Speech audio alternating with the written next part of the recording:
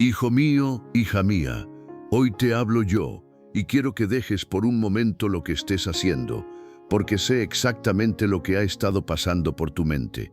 Sé de esa calculadora que has abierto de madrugada, sumando y restando lo que tienes contra lo que viene. Sé de esa carta o ese estado de cuenta que dejaste sobre la mesa porque no te atreviste a mirarlo 2 veces. Sé de esa pregunta que repites en silencio antes de dormir. ¿Y si mi jubilación no me alcanza? ¿Y si llego a viejo y tengo que depender de otros, o pedir o pasar necesidad? Sé también de esas veces que sonríes delante de tu familia y les dices que todo está bien, mientras por dentro haces cuentas que no te cierran. Hoy vengo a decirte algo que quizás nunca te habían dicho así. Tu jubilación no depende de un sistema, ni de un banco, ni de un número en una pantalla. Yo no mido tu vejez por lo que tienes ahorrado, la mido por lo que yo ya preparé para ti antes de que nacieras. Y no, hoy no vengo solamente a decirte deja de preocuparte, porque esa orden sola jamás le ha calmado el corazón a nadie. Vengo a mostrarte con historias reales de hombres y mujeres que enfrentaron exactamente este miedo, cómo yo sostengo a los míos incluso cuando el dinero no alcanza, incluso cuando el sistema falla, incluso cuando ya no tienen fuerzas para producir más. Escribe ahora mismo en los comentarios esta frase, aunque sea con el corazón temblando. Dios, confío en que lo que mi jubilación no alcanza a cubrir, tú ya lo tienes preparado. Escríbelo, porque declarar es una forma de creer. Si te quedas hasta el final de esta palabra vas a entender por qué el dinero que no ves todavía no significa que no exista. Vas a descubrir cómo hombres y mujeres de la Biblia vivieron la provisión sobrenatural justamente en la etapa donde ya no tenían nada que ofrecer. Y sobre todo vas a recibir una promesa concreta que puede cambiar la forma en que ves tus últimos años. Y te advierto algo. Hay una guerra silenciosa que se libra cada noche en tu mente cuando haces cuentas a oscuras, y muchos la están perdiendo sin darse cuenta. Si esta palabra ya te está tocando, suscríbete, porque aquí te hablo cada día a ti y a otros que están enfrentando exactamente este mismo temor por el futuro. Y si hay algo del mañana que hoy te quita la paz, dale like para que esta palabra llegue también a alguien más que esta noche está haciendo la misma cuenta que tú, con el mismo miedo en el pecho. Número 1. Quiero llevarte a la vida de David en sus últimos años, cuando ya no era el joven pastor que enfrentó al gigante, sino un hombre mayor que miraba hacia atrás toda su historia. Y en ese tiempo, David escribió algo que muchos leen rápido y no se detienen a pesar. Joven fui, y he envejecido, y no he visto justo desamparado, ni su descendencia que mendigue pan. Eso está en Salmo 37, 25. No es una frase bonita, es el testimonio de un hombre que llegó a la vejez y pudo decir, con la mano en el pecho, que Dios nunca lo dejó caer. ¿Cuántas veces has pensado que tu vejez podría ser la excepción, que a ti sí te va a faltar, que a ti sí te va a tocar pasar necesidad? David no dijo eso por optimismo ciego, lo dijo después de atravesar guerras, traiciones, hambre y persecución. Y aún así, al final, reconoció la fidelidad de Dios sostenida en el tiempo. Yo, el mismo que sostuvo a David, te digo hoy, yo no cambio, y lo que hice con él lo puedo hacer contigo. En Isaías 46, 4 yo mismo lo dije con estas palabras. Aún hasta la vejez yo mismo, y hasta las canas os soportaré yo. Yo hice, yo llevaré, yo soportaré y guardaré. Fíjate bien, no dije que te sostendría solo en tu juventud, cuando tienes fuerzas para trabajar y producir. Dije hasta la vejez, hasta las canas. La psicología del desarrollo ha estudiado durante décadas cómo las personas mayores que sostienen una fe activa y un sentido de propósito enfrentan la última etapa de la sin vida con menos ansiedad y mayor estabilidad emocional que quienes solo confían en sus reservas materiales, porque la certeza de no estar solos actúa como un ancla real para la mente. Y lo que la ciencia apenas empieza a describir, la palabra ya lo había dicho desde hace miles de años. Escribe en los comentarios, aún hasta mis canas, tú me sostendrás. Pero espera, porque lo que te voy a mostrar a continuación tiene que ver con una provisión que llegó de un lugar que nadie hubiera esperado, y quiero que la escuches completa. Número 2. Piensa en el profeta Elías, escondido junto al arroyo de Querit, en un tiempo de sequía tan severo que no había pan en ninguna casa de la región. Elías no tenía trabajo, no tenía ingresos, no tenía huerto, no tenía ganado. Y sin embargo, la Escritura cuenta algo que suena casi imposible. Cada mañana y cada tarde, unos cuervos le traían pan y carne, y él bebía del arroyo. Eso está en 1 Reyes 17, versículos 4 al 6. Un cuervo, por naturaleza, no comparte su comida, y menos con un ser humano. Pero yo puedo usar hasta lo que la naturaleza dice que es imposible para sostener a quien yo decido sostener. ¿Alguna vez has mirado tu situación y has pensado que no hay ninguna fuente lógica de dónde pueda venir tu provisión en la vejez? Elías tampoco la veía. No tenía un plan de pensión, no tenía un cuervo contratado, no tenía ningún control sobre esa provisión. Lo único que tenía era la instrucción de quedarse donde yo le había dicho que se quedara, y la disposición de recibir cada mañana lo que llegaba, sin acumular de más, sin adelantarse con ansiedad al día siguiente. Los padres del desierto, aquellos primeros monjes cristianos que se retiraron a vivir en soledad y oración, hablaban precisamente de esto, de aprender a recibir el sustento del día como una disciplina espiritual, confiando en que la provisión de mañana llegaría también mañana, sin necesidad de cargar hoy con la ansiedad del futuro. Y eso, siglos antes de que ellos lo escribieran, ya estaba en la vida de Elías junto al arroyo. Escribe en los comentarios: confío en que mi provisión también puede venir por caminos que hoy no veo. Y si te dijera que ese mismo principio se repite más adelante, pero esta vez con una mujer que no tenía absolutamente nada, ni siquiera para el último día de su vida. Número 3. Esa mujer era la viuda de Sarepta. Cuando Elías llegó a su ciudad, ella estaba juntando 2 palos para hacer una última hoguera, cocinar el último pan que le quedaba con el puño de harina y el poco aceite en su vasija, y luego, según sus propias palabras, morir junto a su hijo. No tenía plan alterno, no tenía familia que la ayudara, no tenía ahorros, no tenía ninguna esperanza humana, y aún así Elías le pidió que primero le hiciera un pan a él, y que confiara en que la harina y el aceite no se acabarían hasta que la lluvia volviera a la tierra. Eso está en 1 Reyes 17, versículos 14 al 16. Y así fue. La tinaja de harina no escaseó, ni la vasija de aceite menguó, exactamente como yo lo había dicho por medio de mi profeta. ¿Cuántas veces sientes que lo poco que tienes no va a alcanzar ni para hoy, mucho menos para los años que vienen? Esa mujer sintió exactamente lo mismo, y sin embargo, dar de lo poco que tenía, en obediencia y confianza, abrió la puerta a una provisión que se sostuvo día tras día, no de golpe, sino constante. Diversos estudios sobre el comportamiento humano sugieren que los actos de generosidad, incluso en momentos de escasez percibida, generan una sensación de control y esperanza que reduce significativamente los niveles de estrés, porque la persona deja de sentirse una víctima pasiva de sus circunstancias. Pero mucho antes de que la ciencia lo explicara, yo ya había mostrado en la vasija de esa viuda que la generosidad y la confianza abren puertas que el miedo jamás abriría. Escribe en los comentarios: mi vasija no se acabará mientras yo confíe en ti. Pero esta historia de la vejez sin recursos tiene otro capítulo.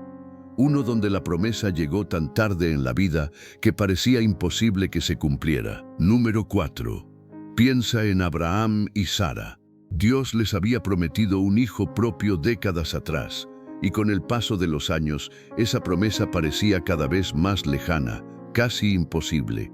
Sara ya había pasado la edad de tener hijos, Abraham tenía casi 100 años, y cuando escucharon de nuevo la promesa, ambos se rieron.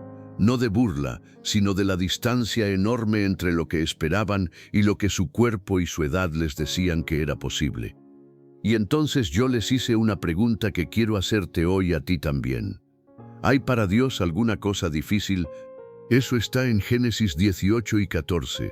Un año después, Sara dio a luz a Isaac, en la vejez, cuando toda posibilidad humana ya se había cerrado. Eso está registrado en Génesis 21, versículos 1 y 2. ¿Te ha pasado que sientes que ya se te pasó el tiempo, que ya no hay edad, ni fuerzas, ni oportunidad para que las cosas cambien a tu favor?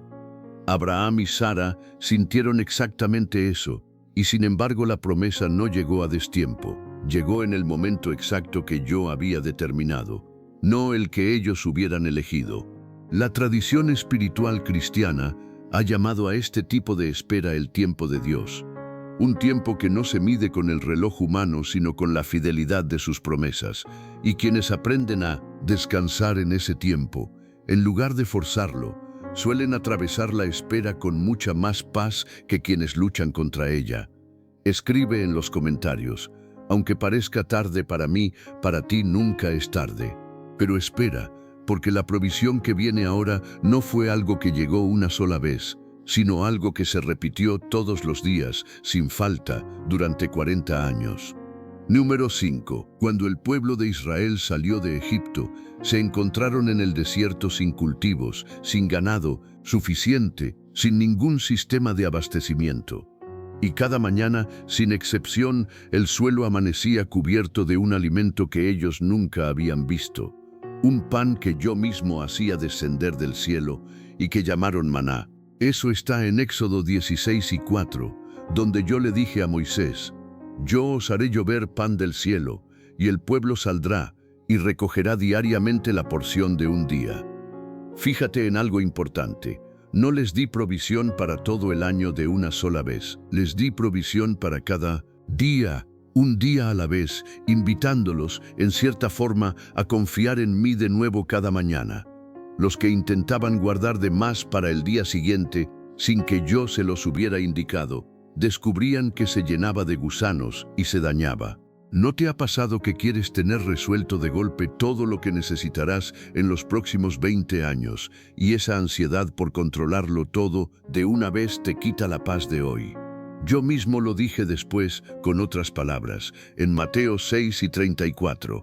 Así que no os afanéis por el día de mañana, porque el día de mañana traerá su afán. Basta a cada día su propio mal.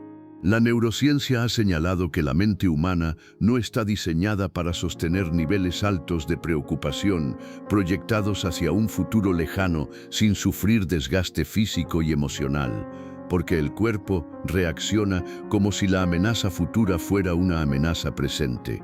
Pero yo, siglos antes de cualquier estudio, ya te había enseñado a vivir un día a la vez, confiando en que mañana también estaré ahí, con el maná ya preparado.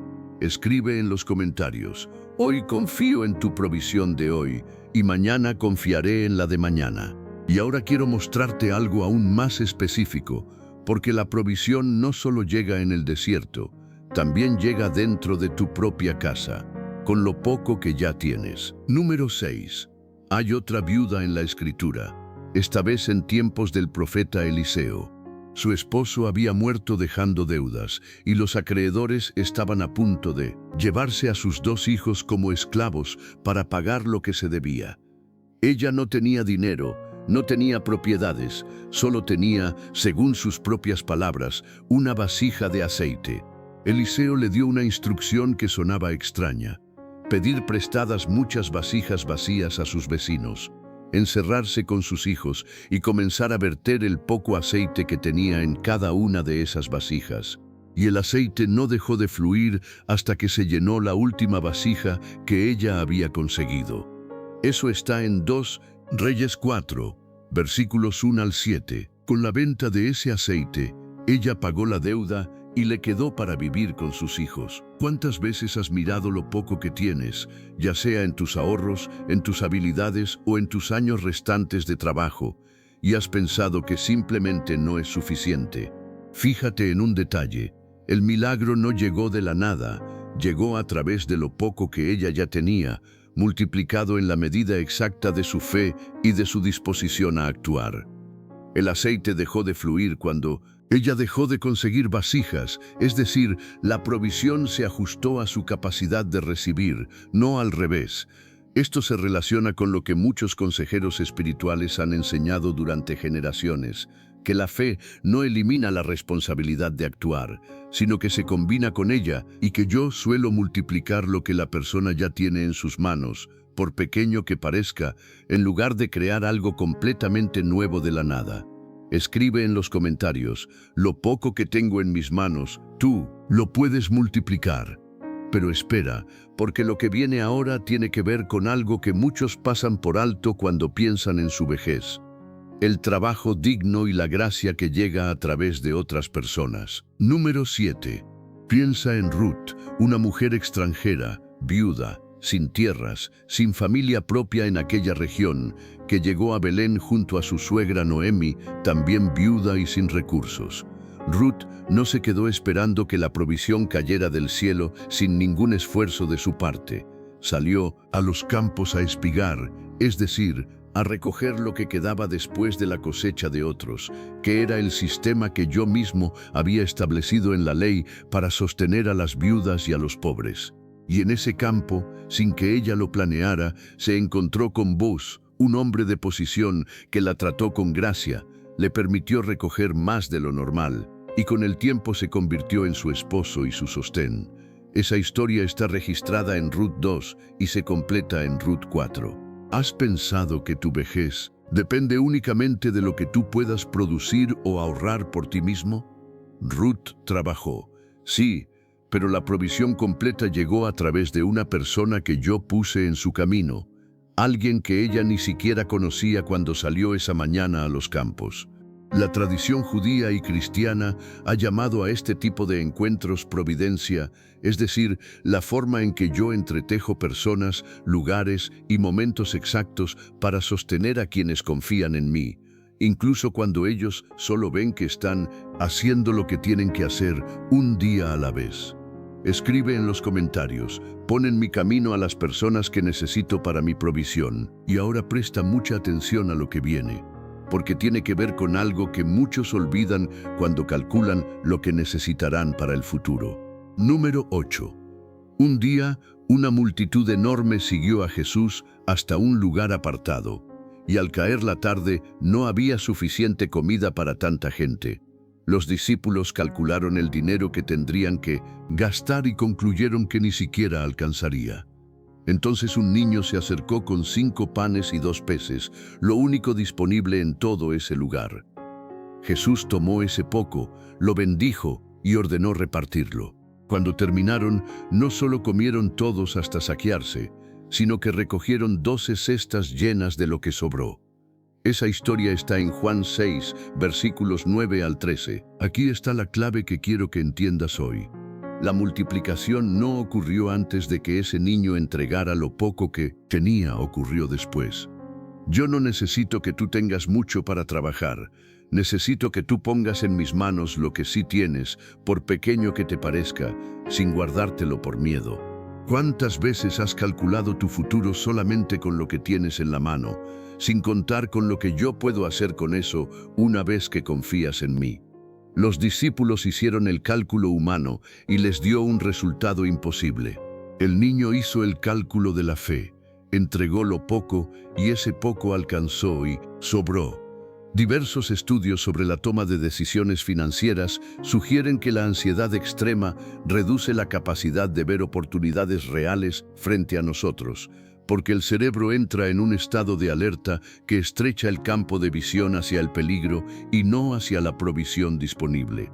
Pero yo ya te había mostrado, siglos antes, que cuando entregas lo poco con confianza, en lugar de aferrarte a ello con miedo, ese poco se convierte en más que suficiente. Escribe en los comentarios, aquí están mis 5 panes y mis 2 peces, multiplícalos, y quiero que sepas que la próxima historia que te voy a contar es la penúltima de esta enseñanza y contiene una clave que puede desbloquear algo profundo en tu vida. Así que no te pierdas ni un segundo de lo que viene. Número 9. Job lo perdió todo. sus hijos, sus bienes, su salud y hasta el respeto de sus amigos más cercanos, quienes lo acusaron de merecer ese sufrimiento. Y sin embargo, en medio de la pérdida total, Job dijo algo que muchos consideran una de las declaraciones de fe más profundas de toda la Escritura. He aquí, aunque él me matare, en él esperaré. Eso está en Job 13:4. No era una esperanza ingenua, era una decisión de confiar incluso cuando no entendía nada de lo que le estaba pasando. Y al final del libro, la Escritura registra algo extraordinario. Jehová quitó la aflicción de Job y aumentó al doble todo lo que había tenido. Eso está en Job 42, versículos 10 y 12. Job no recuperó exactamente lo mismo que tenía antes. Recibió el doble en la última etapa de su vida, cuando humanamente ya no tenía ni fuerzas ni tiempo para reconstruir nada por sí mismo. ¿Sientes que has perdido demasiado en el camino como para que tu vejez todavía pueda ser una etapa de bendición? Job hubiera pensado exactamente lo mismo, y sin embargo su historia no terminó en la ceniza donde estaba sentado rascándose las llagas. Terminó en abundancia, familia y años de ¿qué? Vida plena. La psicología ha documentado un fenómeno llamado crecimiento postraumático, donde ciertas personas, después de atravesar pérdidas profundas, desarrollan una fortaleza interior y una claridad de propósito mayores que antes de la crisis, no a pesar del dolor, sino de alguna manera a través de él. Pero Job ya lo había vivido miles de años antes de que alguien le pusiera nombre a ese fenómeno. Escribe en los comentarios: lo que hoy parece pérdida total, tú lo puedes convertir en el doble. Y para cerrar las enseñanzas principales de hoy, quiero mostrarte la historia que más se parece al título de esta misma palabra que estás escuchando. Número 10. Piensa en la historia del hijo que Jesús contó, el que tomó su herencia por adelantado, se fue lejos de su padre y lo perdió todo en una vida desordenada, hasta terminar cuidando cerdos y deseando comer lo que ellos comían. Cuando decidió regresar a su casa, no esperaba recuperar su posición de hijo, solo esperaba que su padre lo recibiera como a un sirviente más. Pero la Escritura dice que cuando aún estaba lejos, su padre lo vio y corrió a recibirlo, lo abrazó y ordenó de inmediato: sacad el mejor vestido y vestidle, y poned un anillo en su mano y calzado en sus pies, y traed el becerro engordado y matadlo, y comamos y hagamos fiesta. Eso está en Lucas 15, versículos 22 al 24. Fíjate en un detalle que muchos pasan por alto. El padre no salió corriendo a comprar esas cosas cuando vio a su hijo a lo lejos, las mandó traer de inmediato, porque ya las tenía preparadas en la casa, esperando el regreso. El mejor vestido, el anillo, el becerro engordado para la ocasión, todo eso ya existía antes de que el hijo tomara la decisión de volver. ¿Has pensado alguna vez que quizás lo que necesitas para tu vejez, para esa etapa que temes que llegue con las manos vacías, ya está preparado en algún lugar que todavía no puedes ver, esperando el momento exacto? Eso es exactamente lo que quiero que entiendas hoy. Yo no improviso tu provisión en el último minuto, la tengo preparada desde antes, igual que ese padre tenía el vestido y el anillo listos antes de que su hijo cruzara la puerta. Los consejeros espirituales y pastores que acompañan a personas en procesos de duelo y ansiedad financiera coinciden en algo. Quienes logran descansar en la idea de un cuidado ya anticipado, en lugar de vivir calculando cada escenario posible, atraviesan la incertidumbre con una paz mucho más estable y duradera. Escribe en los comentarios: Padre, corre a mi encuentro, porque yo también voy de regreso a confiar en ti. Pero antes de cerrar, todavía hay una historia más que quiero contarte, porque habla directamente de la espera larga y de la vejez, justo como lo que tú estás viviendo hoy. Número 11. Piensa en Zacarías y Elizabeth, un sacerdote y su esposa, ambos ya entrados en años, que habían orado durante décadas por un hijo sin recibir respuesta. Para cuando la Escritura los presenta, ya ni siquiera parecía un tema del que hablaran en voz alta, porque humanamente esa puerta ya se había cerrado hacía mucho tiempo. Y sin embargo, mientras Zacarías cumplía su turno sirviendo en el templo, un ángel se le apareció y le dijo algo que quiero que escuches con atención. No temas, Zacarías, porque tu oración ha sido oída, y tu mujer Elizabeth te dará a luz un hijo y llamarás su nombre Juan. Eso está en Lucas 1:13. Fíjate en algo profundo. El ángel no dijo que la oración acababa de ser escuchada en ese instante, dijo que ya había sido oída, como si yo la hubiera guardado durante todos esos años de silencio, esperando el momento exacto para responderla. ¿Cuántas oraciones has hecho tú a lo largo de tu vida sobre tu vejez, sobre tu provisión, sobre tus últimos años que hoy sientes que se quedaron sin respuesta, como si yo las hubiera olvidado en algún cajón? Zacarías y Elizabeth vivieron exactamente esa misma sensación durante décadas, y aún así ninguna de esas oraciones se perdió. Quienes acompañan espiritualmente a personas mayores suelen coincidir en que una de las heridas más profundas de la vejez es sentir que el tiempo de las respuestas ya pasó y que aprender a confiar en que Dios cumple sus promesas en su propio calendario y no en el nuestro es una de las claves para vivir esta etapa con esperanza en lugar de resignación. Escribe en los comentarios: mis oraciones de tantos años no han sido olvidadas. Tú ya las escuchaste. Y ahora sí, quiero mostrarte 3 historias más, breves, que confirman exactamente esta misma verdad. Piensa por un momento en Pedro, cuando los cobradores del impuesto del templo le preguntaron si su maestro pagaba esa contribución. Pedro respondió que sí, sin haber consultado antes con Jesús y sin tener el dinero en ese momento. Jesús le dijo que fuera al mar, echara el anzuelo, y que en la boca del primer pez que sacara encontraría exactamente la moneda necesaria para pagar por los dos. Eso está en Mateo 17 y 27. Piénsalo.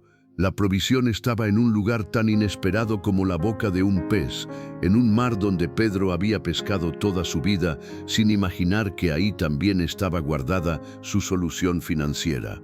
Recuerda también a Agar, la sierva de Sara, en el desierto con su hijo Ismael, sin agua, sin provisiones, convencida de que ambos morirían de sed. Y en ese momento de máxima desesperación, yo le abrí los ojos y ella vio un pozo de agua que había estado ahí todo el tiempo, sin que ella lo percibiera. Eso está registrado en Génesis 21 y 19. La provisión no siempre es algo nuevo que yo creo de la nada. Muchas veces es algo que ya está ahí, esperando a que tus ojos se abran para verlo. Y recuerda a Josafat, rey de Judá, que se vio rodeado por ejércitos enormes, sin ninguna posibilidad militar de ganar esa guerra.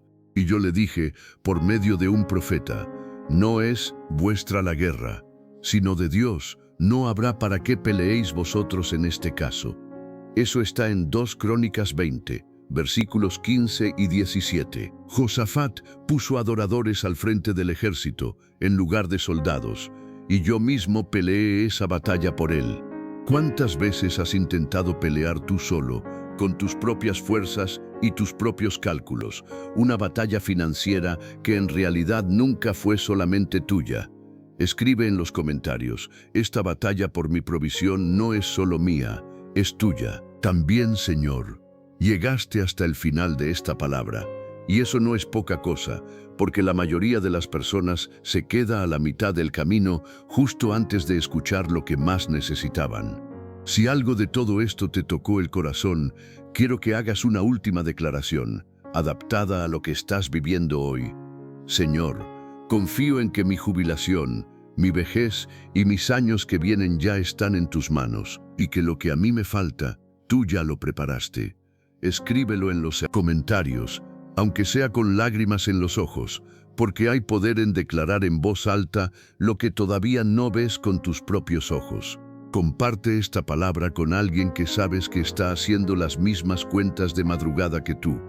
Alguien que sonríe delante de otros mientras por dentro carga el mismo miedo.